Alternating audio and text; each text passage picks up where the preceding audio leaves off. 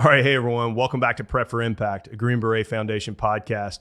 I'm your host, Matt Parrish, and today we got a phenomenal guest, Chris Robinette. You know, one of the things that I wanted to do with this podcast was to talk to people who had experience in different lanes, whether that be special operations, business, sports, nonprofit, et cetera. And Chris gives us an awesome opportunity to talk to somebody who's been really highly accomplished in two of those fields. Not only was Chris a Green Beret and served on active duty and then currently serves in the reserves, but he's also an accomplished executive and has a lot of experience in the startup and entrepreneurial space. He's also got one of the most impressive educational resumes of anybody I've ever met. He's got an MPA or Masters of Public Administration from Harvard. He's got an MBA from USC. He's also got a Masters of Technology Commercialization from Texas.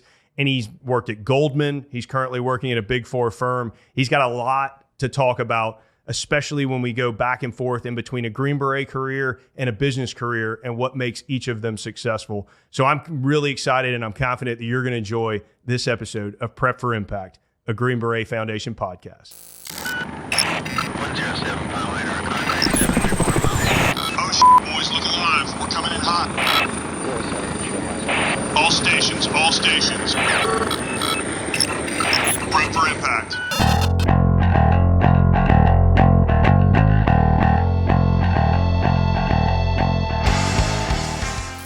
All right, hey everyone, welcome back to Prep for Impact. As you heard in the intro, we've got another amazing guest, Chris Robinette. Chris, thanks for making the trip, man. Thanks for coming in. Thanks, Matt, for having us. Well, I'm excited. We joked around a little bit before we hit record.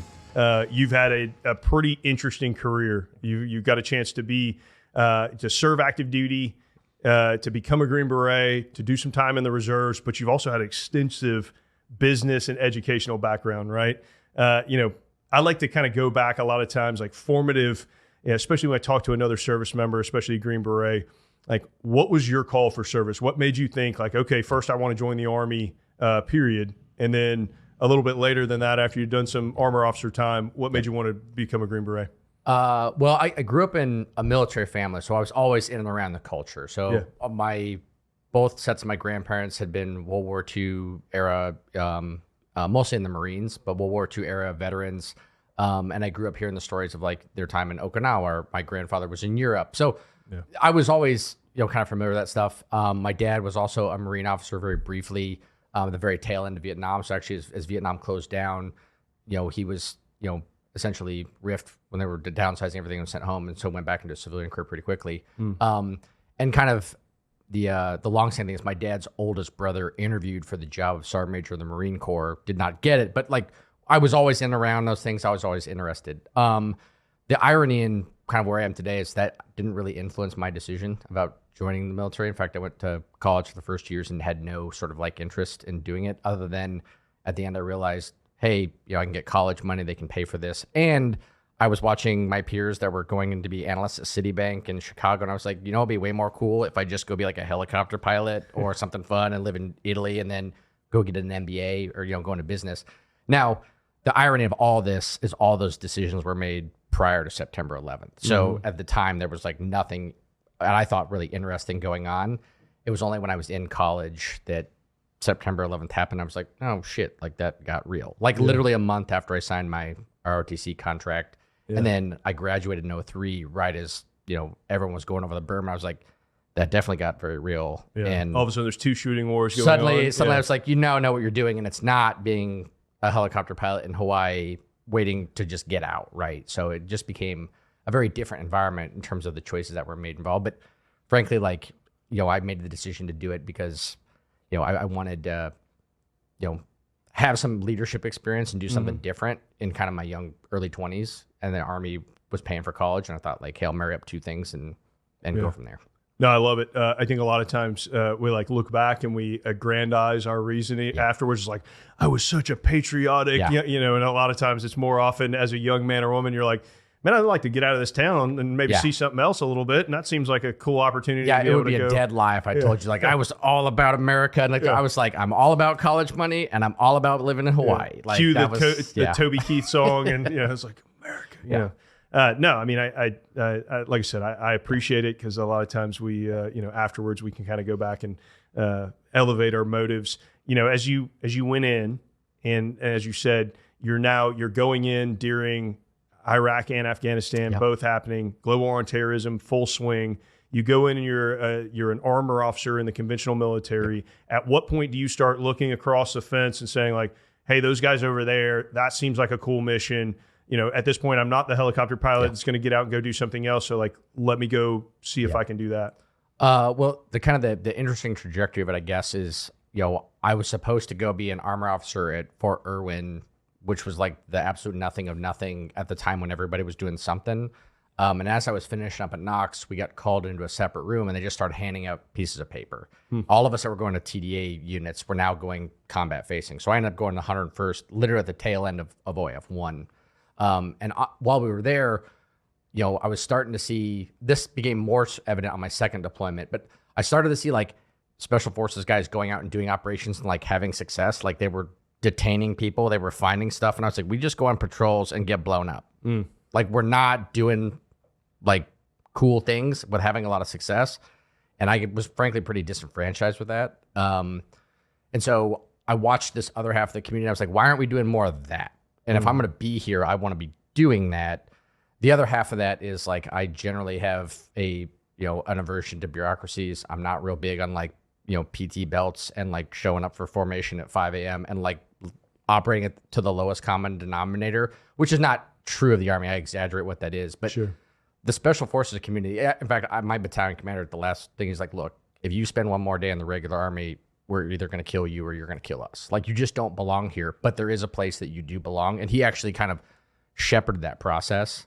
Because I was pretty outspoken and pretty vocal about my discontent about what we were doing in Iraq, and the lack of success we were having compared to the soft guys who we'd see, again, support or rule every night. And when I was there as fifth group and they were just crushing it. And I was like, why isn't everybody doing that? And I just couldn't connect the dots of like, hey, there was a lot of training and a lot of like, things that went into them being successful in that process. But that essentially sort of what drove my drive towards that. And frankly, like my decision was, I'll put in a packet for SFS. I'll either get picked up or I was getting out of the Army. And it was a coin toss of what was going to happen. And I could have lived with it either way at that time. Hey everyone, I'm proud to partner with the Green Beret Foundation for Prep for Impact because I've seen firsthand the work they do with Green Berets, their families, caregivers, and survivors. Across all of their pillars of support, they support Green Berets across casualty assistance, health and wellness, Gold Star and surviving family members, and next Ridgeline transition support. I encourage you to visit greenberetfoundation.org for more information. Most tool companies try to be everything to everyone, but the result is just okay. That is why Spec Ops Tools focuses on two main goals: designing and building the best hand tools available, and supporting veterans in every capacity they can. You can have the most elite hand tools while doing good for veterans nationwide with Spec Ops Tools. Check them out today at specopstools.com.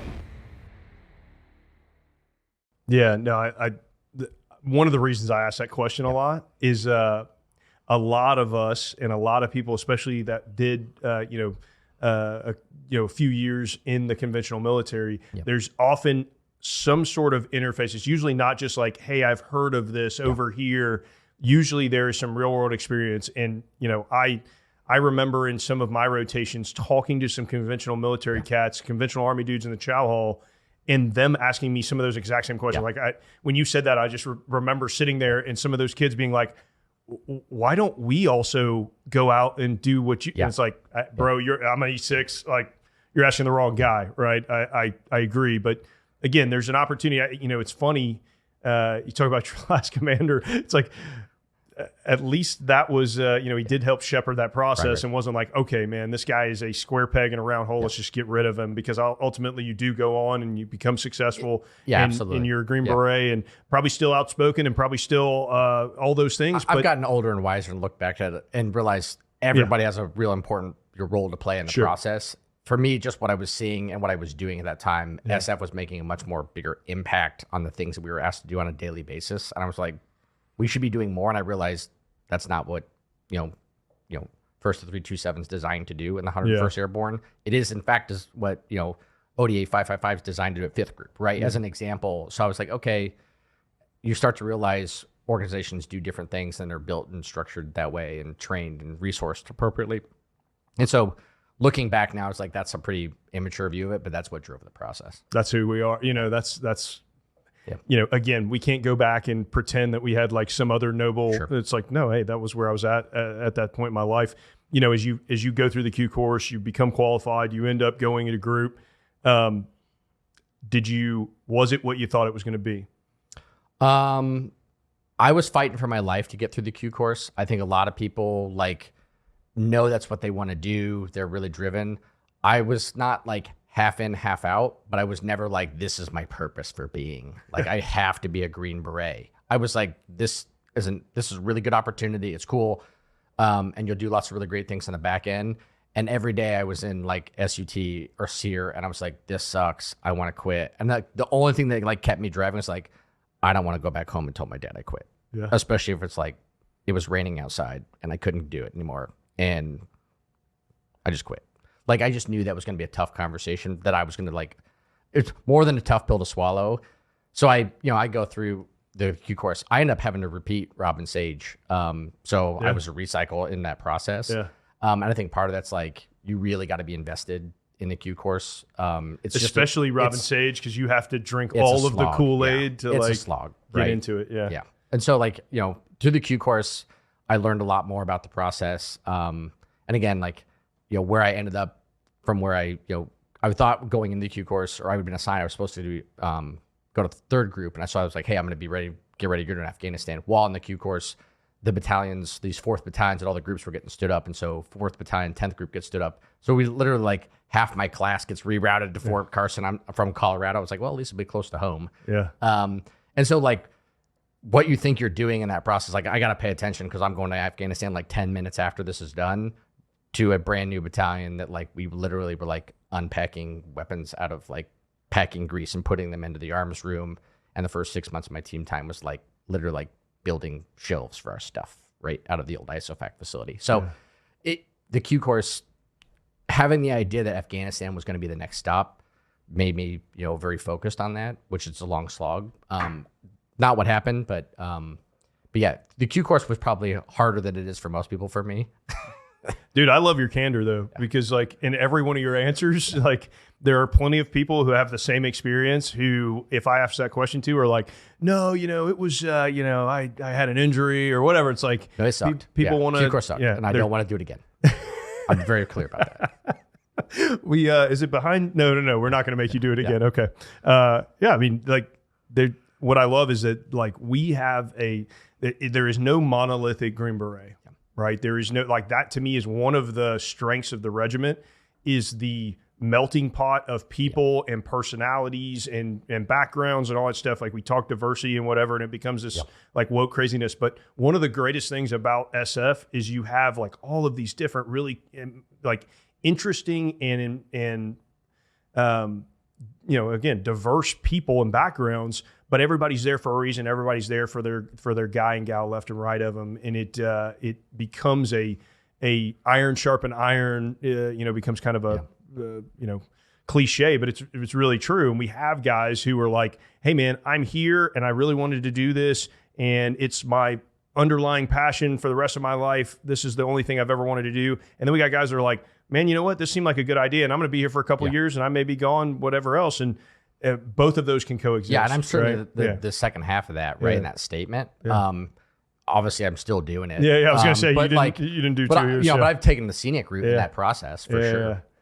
What, when you look back at your early team time, right? You said you end up you end up going to a 4th battalion. You're unpacking all these things. At some point, everything gets unpacked, and you're actually able to become a team. Who do you remember is like, if you had to go back and say that's the best Green Beret I ever worked with tactically, whether he's on your team, not on your team, whatever. And then what specifically about that person do you think of when that comes up in your mind?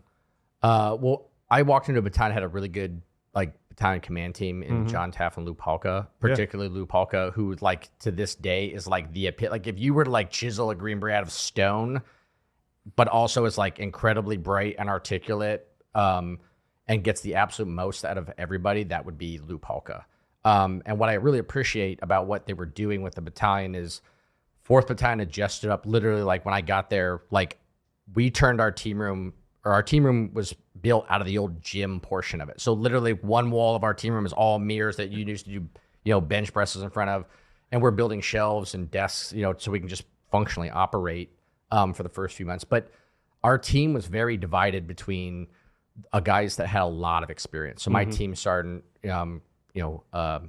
Christian Mars, which is interesting because his twin brother was also in the battalion, and they had done everything you could possibly do as a Green Beret, but they'd also been like E7s in the regular armory before. So like Christian had done Kosovo, he'd done Bosnia, he'd done OIF1, and then there was the other half of us that were like, straight X-rays or new. They did a good job of blending those teams, and so I got a lot of mileage out of just like listening to Lou Palka, and I was probably one of the rare exceptions of a captain who's like, I probably don't know what I'm doing all the time. Go talk to Lou because he does. And I would literally knock on his door, be like, hey, do you have 20 minutes to like educate me on something? Or like, hey, I'm not sure what I should be doing. I don't want to mess it up for the team. And then I got a lot of mileage out of Christian as well. Just he had so much experience. He'd been an instructor at SWIC. He'd done, like I said, if you can do it as a Green Beret, he'd done it in every context. And so we had a really powerful team right out of the gate in terms of just like training, focus, understanding where we stood in the big picture of things, understanding kind of like what the process was of building team, building individuals. But a lot of that was like me asking a lot of questions and me doing a lot of listening as opposed to me driving that process. That's a great highlight because so many people don't do it, right? Yeah. Like it's very tough, especially as a team leader, as an officer, to come in and a lot of guys come in the opposite way, right? They're like, okay, I get it that this guy's got 12 years and he's done everything possible, but I'm the commander, so I've got to come in and try. And I watched a lot of those guys fail in real time, and I was like, don't be that guy. Like Lou Palka knows what he's talking about. Listen to him. Listen to Christian Myers. Like you'll be okay.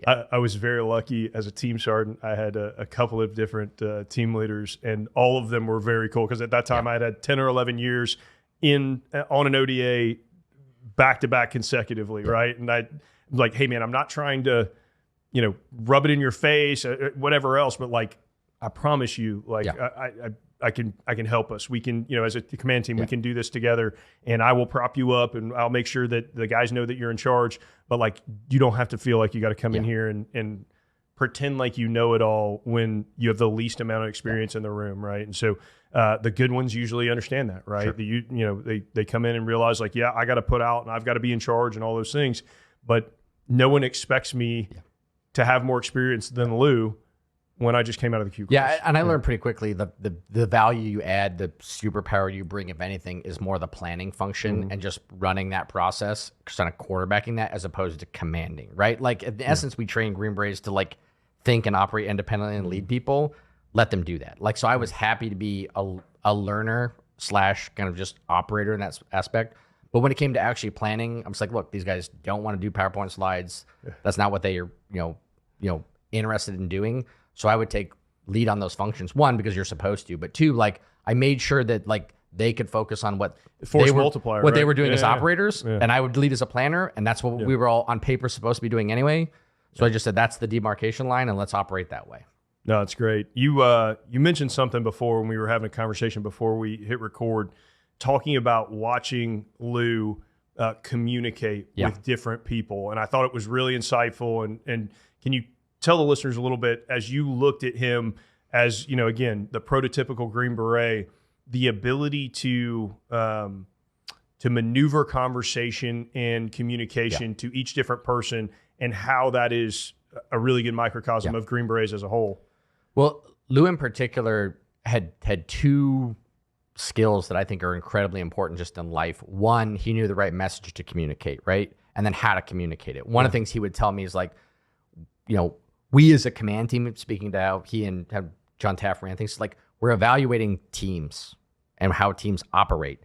And what he was basically telling us is like, we want to see you doing things as a team. As a function of that, like we were as a team always in the gym together. We were excessively training, going to the range. Like he would randomly pop in to our team room and he would see 11 dudes cleaning weapons together at the end of a Thursday, and other teams would generally be gone. And he would come in and he would just look at me and he would just nod. He was like, you're paying attention, you're listening, right?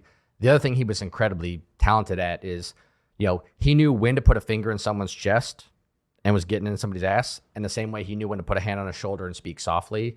And you would see him do that even in staff meetings. Like he would talk to one ODA in a different tone versus another, almost on an individual basis, where he knew like, this is what I need to do to get the most out of 0426 or 0425, right? And this is what I need to get the most out of Robinette, or this is what I need to do to get the most out of Myers.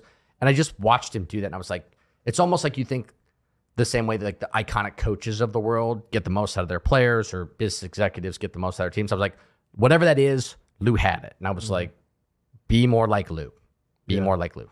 No, it's phenomenal. I mean, it's one of the hardest things to do in leadership, to realize that the onus of responsibility for good leadership is not on everyone else to, mold to you. Yeah. It's for you to mold the message and the delivery to each person to get the most out of them. Doesn't matter if it's in, a business career or, in the middle of Afghanistan, middle of Iraq, right? It's one of the hardest things to do and remember, and those that do it well, there's an it factor to it, right? Sure. You see it and you're like, man, again, be like Lou. Yeah, still to this day, I aspire to be like Lou. I've not achieved it, but I do aspire.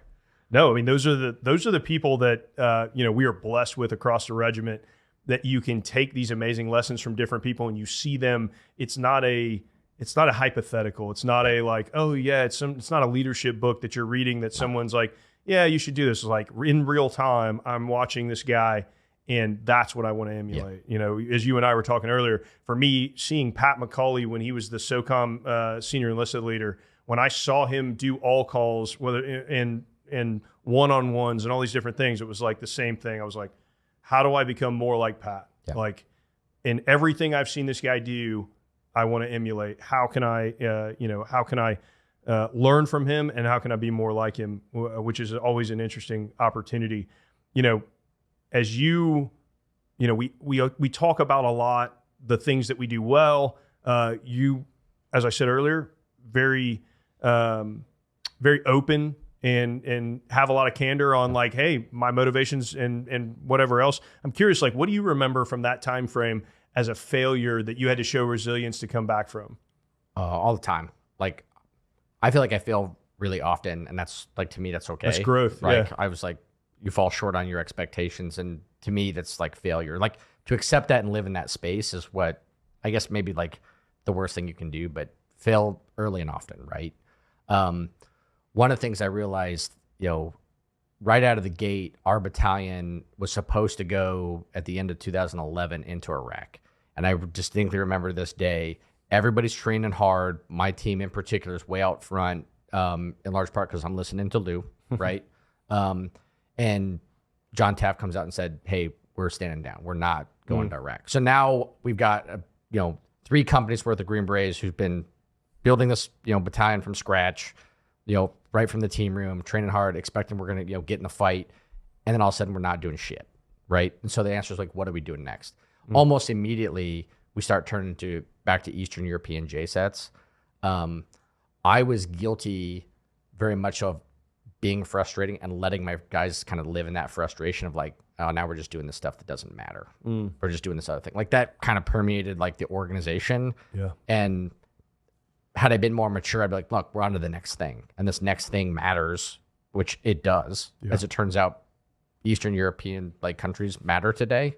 And as we've talked about before, like making those long-term investments matter. And I was working in Poland and Romania. One, the Romanians were pumping guys in Afghanistan, which was, hey, getting guys trained up to provide relief and make some progress there.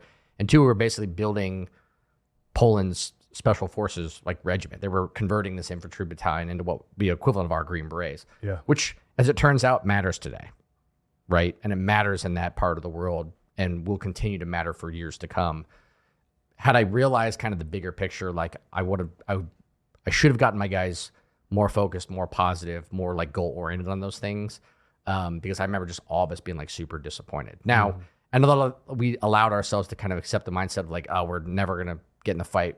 Turns out most of those guys like went to Afghanistan several times as that endured and continued, but you lose sight of that. And so I looked at that as kind of like this lost, months of team time of like, oh man, we're just going to go to the range, but like, what are we training for? Like, what are we doing? We're just going to go to country X, Y, and Z. It does matter, as it turns out, But I didn't have enough, visibility or enough sort of maturity to kind of ask questions like, hey, go to, John Taft or Blue Paul and be like, hey, what's important about what we're doing next? How do I get my guys ready? How do I get my guys in that fight? And it turns out we ended up doing way more than most other teams during that period. Like I got a lot of mileage and some extra team time because we were so prepared, in large part thanks to my team sergeant. But like we got to go to Poland twice. We got to go to Romania. I went again as an XO. So I got more time doing Green Beret stuff and my guys got experience. And one of the things, as I was rotating out of the battalion, Lou Paul was like, this process is what builds Green Berets. Being in Romania builds Green Berets that are ready for Afghanistan, for Iraq. And there will be another turn. There will be another chapter. This is the process. And he's like, you should feel good about having done that with these 10 guys. And so I didn't see the value in it early on. I let my guys kind of fester in that. And I fed into that. I bought into that sort of frustration early on too. Sure. And I still consider that sort of like the lost months of team time. And it was a failure for me not to kind of help set the tone and the new direction. Spec Ops Tools is a different breed of tool brand. They produce premium, innovative hand tools by leveraging the dynamic strengths of their veteran team and leadership. In addition to staffing vets, Spec Ops gives a part of every sale back to extremely worthy veteran service organizations. Producing elite tools is their business, and supporting American service members is their passion. Go check out Spec Ops Tools today. Hey everyone, if you're enjoying Prep for Impact, please consider supporting us through joining the 1952 Society from the Green Beret Foundation. With your ongoing monthly recurring donation, you can help the GBF support the ongoing and increasing needs of our Special Forces Regiment. To find out more and take the first step, visit greenberetfoundation.org/society. I completely understand. And, we all have things that we wish we could have taken a mulligan on, right? And that's a very insightful, I had a similar experience towards the end of my career. I got to 7th Group and went back-to-back 4 times to combat, right? Back-to-back year. And then all of a sudden, C-37, the Crisis Response Force, the CIF at the time, they were like, hey, Iraq's drying up, and we don't want you guys to go to Afghanistan. We want you guys to go back into the AOR, into Central and South America, and exercise different muscles and skill sets that a lot of guys don't have. And that's what I realized. I'm like, hey, we actually understand UW more than anybody, which is essentially what 4th Battalion was stood up to do, and it mattered. Yeah, we ended up going to, and I felt some of the same ways. It was like, no, like we're a war-fighting organization. We go to war, and some of those things that we did, I felt those same pains of like, all right, man, Jay said great, okay, cool, it's awesome, but I want to go over because I see my buddies in Afghanistan or Iraq, and it's like, yes, we want guys who want to go get in the fight all the time, but we also understand that a ton of what we do in those non-kinetic fights are the things that lay the foundation, 100%. That are the 100%. Secret sauce to Green Berets. But it's tough as a young dude. Yeah. Everybody wants in the fight, and everybody thinks that pulling triggers in that moment is like the only thing going on. And looking back now, particularly where my reserve career has gone, like I have a much more keen sense of what UW means, particularly using it today, than most folks. 100%. Yeah. One of the other things that I think, I just want to call out about those kind of last 2 points that you made is one of the things that I think we lost a little bit was being team focused in the global war on terrorism when we were doing rotation after rotation, because it was like your whole company's going to go, right? And there might be a slight change in like, oh, okay, the commander wants to put this team in this place or whatever else, but everybody's getting to go to war, right? As opposed to prior to the GWAT, it was like, hey, we've got one real world mission for our company, and I'm choosing that team that I trust. And I had experienced a very experienced team sergeant, but also I paid attention to what Lou and others were saying. It's like you're going to live in an environment where like it's going to be one team that does something out of this company, be that team. And the way we're going to make those decisions and the criteria is like, are you training? Are you a good team? Like, do you have the good, do you have good dynamics around those things? Is your leadership doing the right thing? That's right. Are the guys bought in? All those things. I mean, we had that happen for us. And, I didn't recognize it. When I got to 7th Group, it was still, 7th Group had only done a couple of rotations, 1 or 2 rotations at the time because it was early in the war. And most of the guys in the company were talking about prior to that and it being like there's one real world mission, a counter drug thing in South America. And, we've got to be the team that when that pops up, they know, hey, 782 can go. And it ended up working out for us in 07 when they needed a team to go to Iraq. They're like, hey, one team's going, and we happen to have a really good leadership, Kevin Trujillo and Jose Quinones, and we had a good team. We got a chance to go. The choice becomes real simple once you look back on it. You understand how people have to make those decisions. Yeah, right? and there were other great teams. Don't get me wrong. Some of my buddies are gonna flame me in the in text messages after this. That they were good teams too. But you know the deal. I mean, it is something that now we're returning to, where there is healthy competition between ODAs in a company and in a battalion, because you want to be the team that they're like, boom, we'll send them. Right. Yeah, I mean, there's other real important things to take away from that. And the things I'm generally pretty proud of is that ODA did more time downrange in a lot of different capacities and got leadership. If one thing I can say I made a mark in the Army with Christian, we have 3 guys out of that ODA that made Sergeant Major. That's awesome. Like, if I look at it, it's like we put guys on a path to succeed. We must have done something right in building a leadership culture in the image and in the mold of people that, I certainly admired, or I was certainly getting help from. But if anything, we've helped put our fingerprint, and our vision for leadership and our philosophy on what ODA should be, that continues forward. And so even when Christian and I text back and forth, it's like, look, like our legacy, if you will, continues forward in terms of like we shaped the community in a really positive way out of that ODA. We made the most out of that opportunity, I think, in terms of adopting or changing to that mindset of, hey, like we may not be going to Iraq, but there's things that matter. Yeah. And let's put guys in a position to succeed. No, it's phenomenal.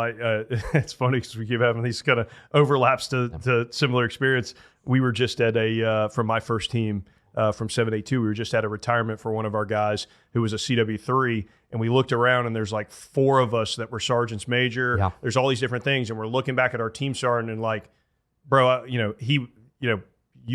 you set the foundation. Yeah. It's so critical. The first team that someone comes in, I talked about this a lot, on Softcast and in other places in leadership, LPDs and stuff.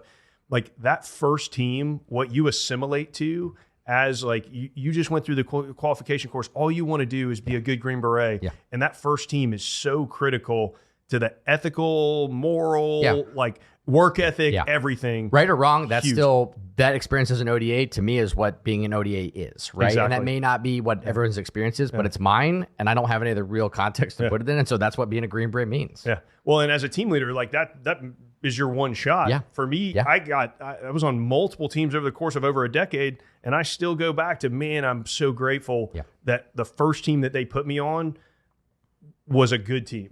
Right. Still some of my best friends to this day, obviously because of combat and everything else. But the foundation of that, like I would have never been any of the other things that I got a chance to do if they wouldn't have jerked me up as a young 21-year-old 18X and been like, hey, listen, idiot, like you need to do X, Y, and Z, and you need to do it better. And so that is one of those things that, we talk about we talked a lot when I was at SOCOM about, we were going so fast during the global war on terrorism that we were losing some of these things. And I think those are the things that we're going to come back to in the regiment. It's like being solid in our UW task, being solid on team work ethic and all those things. And I think, the regiment's in good hands. I'm certainly not one of those ones who looks and is like, oh man, all these kids are terrible. Anytime I get a chance to visit any of the groups or see any of the leaders coming through the JSOFC and whatever else, to me, it's like, man, they just continue to get better and better and better, which is amazing.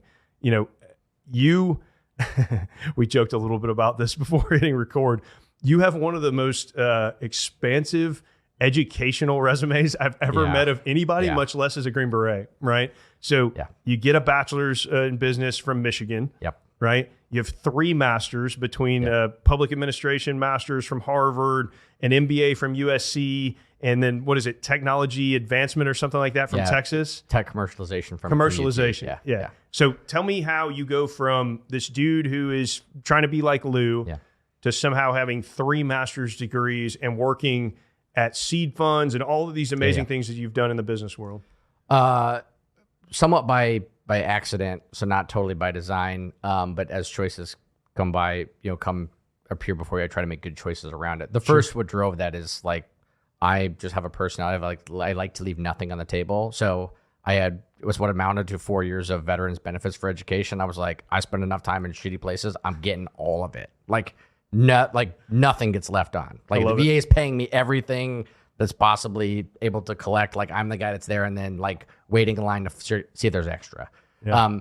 So essentially I ended up getting 3 master's degrees that are all funded. And that's one of the things I try to tell veterans. I was like, look, you've paid your dues. Like whether you've been in Iraq, Afghanistan, the Philippines, Poland, Colombia, I don't give a shit where it is. Like you've been somewhere. The Army has a program to make you better and marketable and give you a new skill set. If you don't use it, you're making terrible choices, and they're available. So one, I really leveraged and exercised those programs. In a more mechanical sense, when I left the Army kind of in a haste, and not necessarily in a very like thoughtful or orderly way. I was down at JRTC, and just kind of the function of being there. I got sent there because coming out of these 4th battalions at the time, they were trying to stand up the Jedburgh teams in the Jedburgh program. And I was like one of the very first like officer, like ASOT guys, and they didn't really know what to do with us. And they wanted to build out the Office of Special Warfare, wanted to kind of build this out. And there was some discussion of whether or not we were going to work with the interagency community. Anyway, we were going to build out like that training pipeline and validation center at Fort Polk at the SOT D. And being there, like that basically kind of eliminated my timeline to go back to group, just kind of the functionality of it. And I was like, well, I'll do this for a few years and then I'll go to CGSC and then, I'll figure out. That timeline essentially sort of got disrupted. And like, look, you're going to be here for probably 3-4 years and that's how you'll get your KD time. And I was like, I'm not super excited about living in Fort Polk for 3 to 4 years. And like, I don't really know what's on the back end of that, but it doesn't seem nearly as attractive as like being back in the fray, right? In the fight. And so I made the decision I was getting out. And at the time I'd been applying to the Downing Scholarship Program, which would send you to Harvard Kennedy School or Princeton, or like you could have there's a small list, but they're all really good schools. So I applied and I actually got in. And then I decided to get out of the Army. So I basically called Harvard. I'm like, you gave me an admissions letter. The Army thought I was going to go do this. I want to keep going. Can I still go? Can I still go? They're like, well, we're not in the business of rescinding admissions letters, and we probably don't want, that to end up in the front of the New York Times about we're rescinding letters from veterans. So they let me go. So I went there, and I thought like, well, I'll go do something and then go right back into government, like something in special operations or low intensity conflict, like one of the DC offices. ASD solo. Yeah, I thought like all those things, all the things were. I was like, look, I'll do something interesting there. I never fell out of love like with government faster than being at Harvard Kennedy School of Government. In the sense that like I was just watching a lot of the people that were there and kind of like seeing sort of like the bureaucracies of it and like the political nature of it. I was going to say, did you see some people that like they're not in it for the right reasons? I also just saw like that was like the really beginning of what we're seeing now. It's like the real political divide. And I was like, I'm not excited about any of this. I also accidentally ran into people that were like knew the language of business. And I was like, oh, that's cool. Like that seems interesting. And we're kind of doing like startups or entrepreneurial stuff. And I was like, that seems like me. I built an ODA from the ground up. All that seemed interesting. So I was like, I want to go into business. And I did not discover this until very late in the process. So that's how I ended up with my first graduate degree. And I used that initially to kind of get into the business community. I went to Goldman Sachs right out of school. And that choice was it was a really like deliberate choice in the sense that Goldman Sachs is a strong brand. It has a great training program. You'll never be, at a disadvantage for having that experience on your resume. And that's essentially what I was looking for. It's like, I don't know anything. So it's like going through the Q course, right? You get a new qualification, you get a new brand, you get a new identity, and you're going to get good training and see a lot of things. Also a way to kind of signify like, hey, I'm not doing the public administration thing. I'm going to go to Goldman and potentially go business-wise. Right. It was a deliberate choice to kind of rebrand myself. And that's another thing I would tell veterans when they think about stuff is like, be very thoughtful and deliberate about your choices. And I kind of stumbled into that, what I would call the right path. But now that I know it, like I spent a lot of time talking to vets and people making the transition about like, here's how to do this better than a really disorganized process. So while I was there, I was working in San Francisco, working a lot in venture capital, private equity. I was like, hey, this is really awesome. Like I really started to fall in love with like startups and the startup ecosystem and venture capital and scaling organizations. And the phrase 0 to 1, right? Peter Thiel's book. But I really got excited about that stuff and it really matched with my personality and my business interests. So I stayed very focused on that. And I left to go to a startup. I worked there for a few years. And what I realized I lacked was a lot of like the fundamental, like actual like business acumen. Sure. So like accounting, right? Finance, some of those other things that make you like really, really successful in business. Yeah. That would just be helpful to have that I didn't necessarily get at the Kennedy School. And so I went back and got my executive MBA at USC. And I was like, look, very deliberate. Again, I wanted to own a P&L at an organization. I wanted that experience, and I was going to either like start or run my own business or be a part of like scaling and building others. And I was like, look, you're going to need other foundational blocks to really understand, other functions, marketing, accounting, operations management, to the degree that I didn't have finance or I didn't have exposure from that at Goldman. I was like, well, the Army's going to pay for this, or the VA is going to pay for it. I'm going to get this, and I'm going to come out with this other tangible skill. The other thing I would say is, be thoughtful about the institutions that you choose. The reason I chose a lot of those institutions in particular is they have alumni networks that are fanatical about being alumni, and I trade on that a lot, right? Sure. Like if I can find use out of the USC network or the UT or the Harvard network, I do. Relationships matter. Even beyond the veteran stuff. It's Yeah, and I still, where I can, leverage those relationships or leverage that brand. And so I was just thinking about how can I catch up kind of starting business and business later in life. Those were the kind of the calculus I was running through my head in terms of making some of those choices. No, it's awesome. It's a great perspective. I am like in the middle of some of the same things, right? Like as I came out, I decided like, hey, I want to go do something in business outside of the government. I've done 20 years. Let me get familiar with something else. And I had the same kind of realization, like, okay, I don't know P&L. I want to, what can I do? And I did a quick like kind of MBA accelerator program at Tuck, the next step thing, because I was like, just those give are me fantastic something, programs. right? Stanford's Ignite program. Yeah. It gets you oriented to the problem in the universe you're stepping into. To me, I still have in the back of my mind, like I would potentially like to go get an MBA or an executive MBA. But I talked to my current boss, who's a Kellogg MBA, and he's like, well, I'm giving you basically the MBA because you're working, for me, and I'm going to, so there's a good realization of like, okay, what can I get on the job? What do I need to, kind of seek and in my own? You need both, or 100%. essentially you should have both, right? Experience In some and- sense. But if you have nothing, it's a great transition point to get a benchmark or a framework, right? And then, knowing that I was going to be in the startup sort of venture capital ecosystem, I was like, look, University of Texas has this tech commercialization program. That's great. I don't know if I have the vision to start my own company. If I have an idea, I wouldn't be afraid of it, right? But at least if I'm going to work with a bunch of entrepreneurs and founders, I've got a really tight, like strong set of skills and academic background, and frankly, like a new network of UT people that focus on that. It's like, hey, if we need to help you raise money, I've got people I know we can call. We can connect you to resources. And then also those things exist for myself in the event that you want to pull the trigger on something. No, I love it. I think one of the questions I have is, and you touched on it a little bit, sort of looking back at the formation of some of those skills as a Green Beret. I think a lot of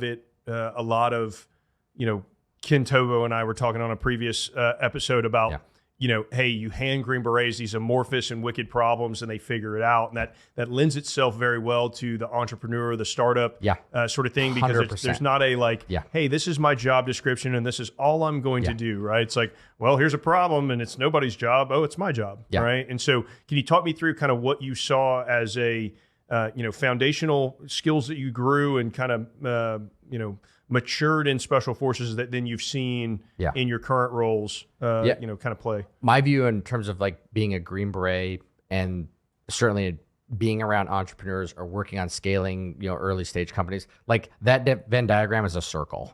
Like there's not a lot of things that you don't have that have a tremendous amount of carryover or like, I talk about the difference between a complicated versus a complex problem, right? Tease that out for me. A complicated problem is like if you do enough calculus, you come up to a finite solution, right? You may have to do a lot of math, you may have to do a lot of science, but all the ingredients and all the variables can be solved for, and there's a right answer, right? And sometimes you need that in certain aspects of business, right? Complex problems have no solution. They are simply managed. With every choice you make, every variable down the line changes, and you're optimizing for something, but there is no approved solution. There's no this is answer. Yeah. Green Beret like taught me that is the environment at all times. Like it is such a complicated environment geopolitically, people, and think about the places we've been. Sure. Like the ethnic and tribal disputes between, population A and population B. And I don't care whether you're talking about Iraq, Afghanistan, anywhere, right? Like the political interests, right? Like, what motivates a certain individual or a certain unit, and how are they, operating in context with, their chain of command or their government or their national interests. And like you said, and it doesn't always align with yours. You tweak one thing and it tweaks 7 other things. 100%. So you're always thinking about how to manage some of these risks and these consequences, but there's never a right answer, right? Like the truth is, when you're starting a business or you're building one, your goal is to grow that. The right answer is growth, but there's not, I will do A and then B and then C, and then that gets me to this really perfect solution. And all of a sudden the business is awesome and we can just go, hang out and, grab beers at the end of the bar because it's built, it's done. It's never true, right? And so I find those things to be really strongly aligned. They're also really strongly aligned with my interest. And I realized like that's probably in one way, like why I became really interested in being a Green Beret kind of through the process. Right. Is I was discovering that I was like really interested in being essentially an entrepreneur slash, like early stage person in that process, because that's kind of what was unfolding in front of me. Just, it wasn't a calculated decision. Sure. Yeah. But everything since, I was like, I've done that. Yeah. That's a startup. Or, hey, like I've been around an organization that doesn't have all the resources it needs to succeed, and you have to generate options, right? Or you have to think about, how can I leverage other people around me or convince other people that a resource that's finite or limited that they own, that is of benefit to my organization. Basic negotiations, basic interaction with people, all that stuff, those fundamental skills, I either learned or honed being a Green Beret that I've carried forward. Yeah, it's awesome when you look back in hindsight and you're like, oh, okay, yeah, that's how it all kind of like, that's what drew me to that part of being a Green Beret. And that's what also drew me to then wanting to.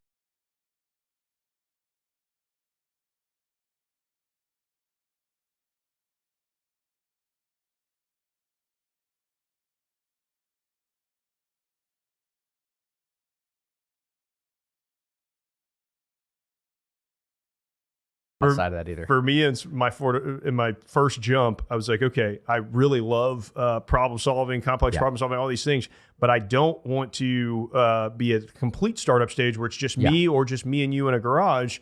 I want something that's like, okay, we've got a little bit of our shit figured out, but we still got a lot to figure out. And there's not a manual that you have to go to every single time and be like, okay, well, it says we have to do it this way. And so to me, it was like a small to medium sized business that needed problem solving, but wasn't at such a new phase that it was like, okay, we don't even know where we're going to do this yet. If I can summarize it like in essentially sort of like one's narrow statement, is generally by and large, we're comfortable with being uncomfortable. Sure, yeah. Like we're comfortable with ambiguity. And everything after that is like, well, like that's just the start point. Like that exists no matter what. A lot of people get paralyzed by that. I think just Green Berets as a whole, by growing up in the community and being around the problem sets that we're around and the environments that we operate in, like that's just table stakes. Absolutely. And if you can successfully navigate that, both interpersonally and in a group dynamic or with teams, it lends itself well to being in certain aspects or certain types of organizations and business. No, 100%. Yeah, I was looking over my shoulder because there's a Jason Van Camp book back there, Deliberate Discomfort. Jason was a 10th grade guy ahead of me. Yeah, and it's like I've read the book too. And same thing. Yeah, like Masters of Chaos, right? Like, and that's true. That's a true statement, right? Yeah. Hey everyone, life is full of transitions, and one of the toughest transitions for our Special Forces soldiers and their families is the transition from active duty to civilian life. The Green Beret Foundation's Next Ridgeline Transition Support exists to help Green Berets and their families navigate the VA disability claims process and more. For more information, visit greenberetfoundation.org/transition support. Prep for Impact is proudly brought to you by the Green Beret Foundation. The Green Beret Foundation takes a holistic approach to prioritize the well-being of Green Berets, their families, caregivers, and survivors. Green Beret Foundation's programs focus on nurturing the U.S. Army Special Forces community's mind, body, and spirit. Their 5 pillars of support work together to empower the Special Forces community to achieve their full potential in service to our country, living lives of honor, dignity, and purpose. Visit greenberetfoundation.org for more information. I'm curious, we talked a lot about the alignment between some of the skills and those foundational things. What about juxtaposition wise? What do you look back now with your experience, Big Four firm, everything else, all of these different educational pursuits? What do you look back and say, I wish SF did this a little bit more like how we do it in the business world, and vice versa? What do you wish, man, I wish I could snap my fingers and get this thing from SF to come into business?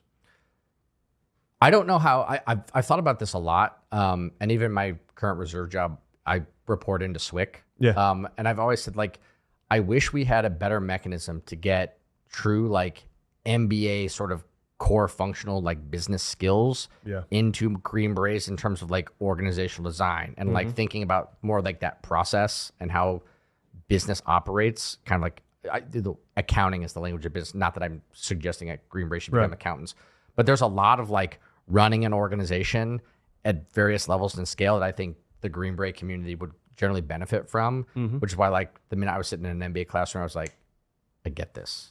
Now I know how to turn what I know how to do into a profit organization, and vice versa, right?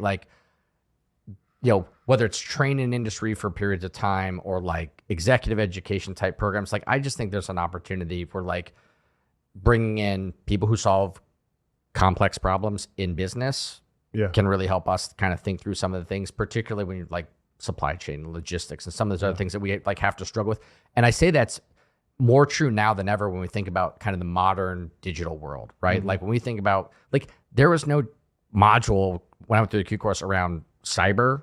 Yeah. And that's a real thing when you think about what our adversaries are vulnerability, doing. 100%. When you think of the information domain, right? The dime operator, we don't get a lot of experience as young leaders, either on the NCO or officer side and around that. And that's what the world's going to be in the century to come. Yeah. And I don't know, there are smart people, I'm sure, thinking about it. And I don't want to suggest that they're not, but I think there's a lot of multifunctional, cross-functional leadership that happens in business that we could certainly absorb into Green Berets. And Green Berets, particularly our leadership and in galvanizing teams and organizations that I've found have been invaluable in virtually every private sector employer I've ever been in. People often joke you may not know much about the technical stuff, but boy, you have a lot of leadership experience. You can manage people well. And I was there's probably an area to marry some of those two things up. And I say that in context of where I think the world's going in terms of what our adversaries are doing. A lot of that's happening in the digital realm, right? A lot of that's happening in cyberspace, cyber attacks, right? Those things are going to matter, and they're going to matter with people we partner with, and they're going to shape the environments we operate in. And at least from my vantage point, it's an area where we need to improve. And I think the business sector does, a lot of that stuff well, and we could benefit from some of that shared knowledge. A lot of times they've had more experience in it, and they realize that, downtime in a business is a death sentence, right? And so creating barriers to any of those, that risk management to make sure that we don't have an open flank, that if we get attacked, our business is down, and there's only a couple of days we can be down before it's catastrophic to the entire thing. If not a couple of hours. That all of what you said is really one of my primary motivations from having this podcast. Right? It's just as I've been able to, I was blessed to come up here to SOCOM and widen my sort of access to different people in the business realm here in Tampa, across different tribes of special operations. And to me, it was man, there are so much interoperability between sports and nonprofit and business and everything else, which is one of the reasons this show, I want to be able to widen out and talk to people. There are Green Berets that have business experience like you, but there are also people that never have touched a rifle that have something that we can learn from 100%. And I think the fundamental sort of underlying theme for us, and it's true for the winners in business, the winners in business are the people that focused on results, not effort. It doesn't matter how much effort you put into something, it matters on the result. We don't think any other way as Green Berets, which is why I think our type of background and our community tends to be successful in business sort of when they figure out kind of where and how, right? And get some upskilling on some of the technical stuff.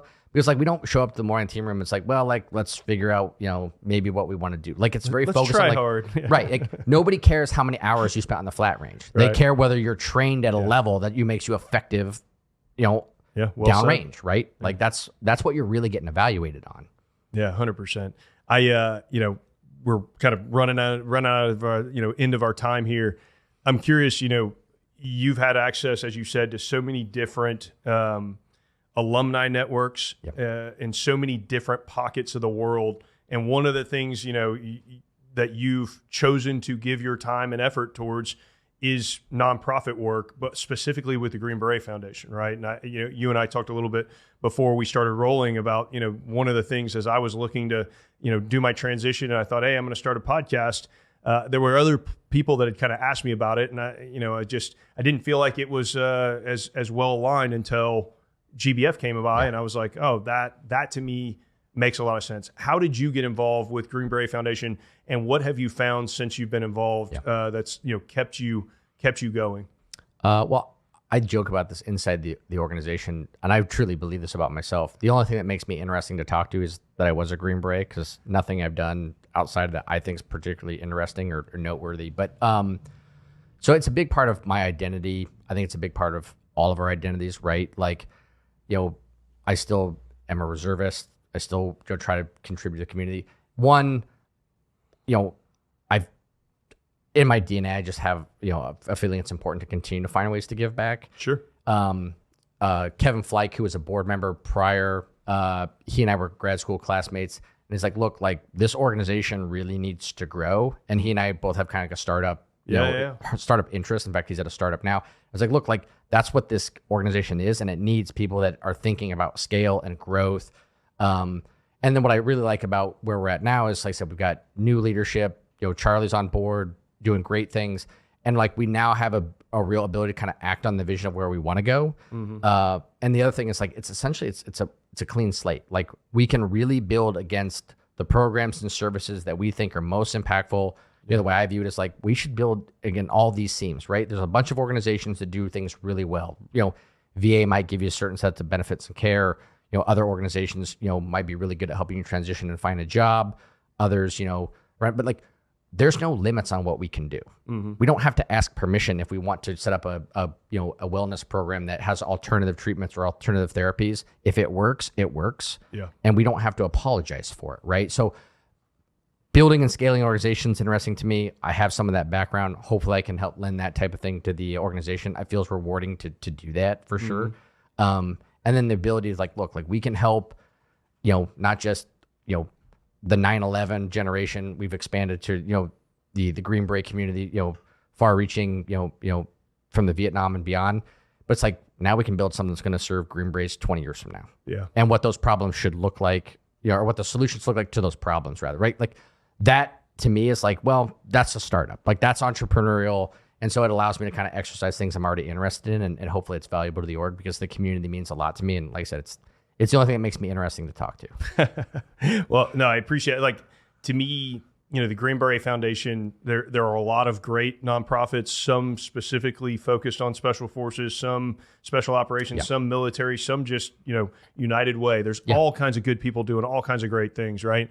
But the Green Beret Foundation specifically, like it represents us, right? We identify, we talk about being Green Berets. We talk about our time as Green Berets, all these things. And so leading from the front with an organization that is focused on that, I mentioned earlier, we had another episode where I was talking to Ken Tovo, and he was talking about that expansion into not just the GWAT Green Berets, but across everything.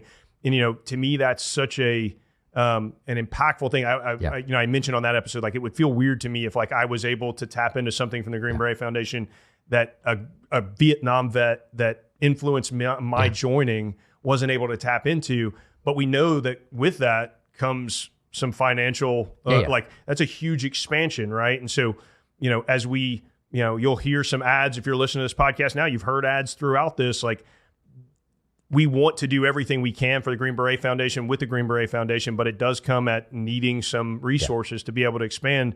We are just starting to see the tip of the iceberg of some of the effects from the global war on terrorism. 100%. Much less catching up to some of these things from Vietnam and the Cold War and everything else. It's crazy. Yeah, the idea is, we really want to build an organization that can truly, at its very core, serve the past, present, and future. And future is very much in that equation for us, right? We want to develop an organization that solves even the unknown problems. and we need to build an organization that can do that and is resourced, to achieve those ends. Some of that's financial, some of that's staffing, some of that's building the right programs, but we're focused on doing that stuff at GBF, and I think we've got the right leadership team in place, and we're excited to build. Yeah, no, I completely agree. And Chris, man, thanks for coming out here, man. I really enjoyed this conversation. It's cool because, we talked about it a little bit. There's so much that can be learned across from soft community to business and whatever else. And you're one of the people that has that fusion, that has seen both sides of it at a very high level. So I appreciate you coming in.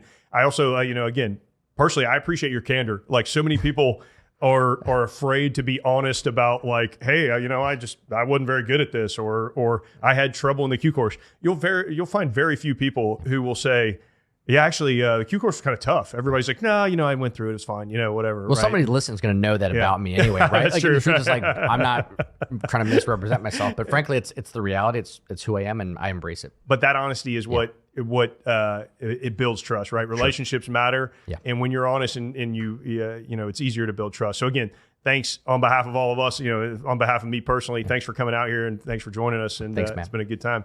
Hey, and thank you to all you out there listening or watching on YouTube, however you're getting it. Thanks for being on the ground floor of this. We've really enjoyed bringing Prep for Impact to you.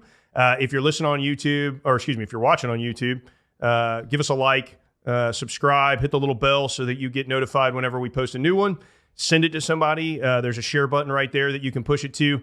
If you're listening on Apple Podcasts, Spotify, wherever, Google Podcasts, there's 1,000 of them. On any of them, subscribe, rate the show. And again, if you comment on social media and things like that, it really does help other people find it, as well as you sending a link to somebody who you think could benefit from it as well. I want to give a shout out to the Green Beret Foundation that we talked about on this episode. I know you heard a few of the little plugs throughout this episode. I really want to encourage you, check out the 1952 Society, check out greenberetfoundation.org, check them out on social media as well. And I want to say thank you to Spec Ops Tools, who's our presenting sponsor for these episodes. You can check them out on Instagram, Spec Ops Tools. You can check them out again, specopstools.com. And we thank you for listening to another episode of Prep for Impact. Thanks. Thanks for listening to another episode of Prep for Impact. Just as a reminder, everything you heard on this episode and every episode of Prep for Impact are just the opinions of the speakers, whether that's the host or the guest, and they're not the official position of either the Green Beret Foundation, their employers, the Department of Defense, or anyone else. And with that disclaimer in mind, I want to take a quick second to give you my opinion on the best way to prep for impact. Across my life, whether it's as a Green Beret or personally, I found no more secret weapon than to have a relationship with Jesus Christ, my Savior, and to walk his path rather than mine. And so if you're curious about that, or if you ever want to talk, my DMs are always open. Thanks for listening to Prep for Impact.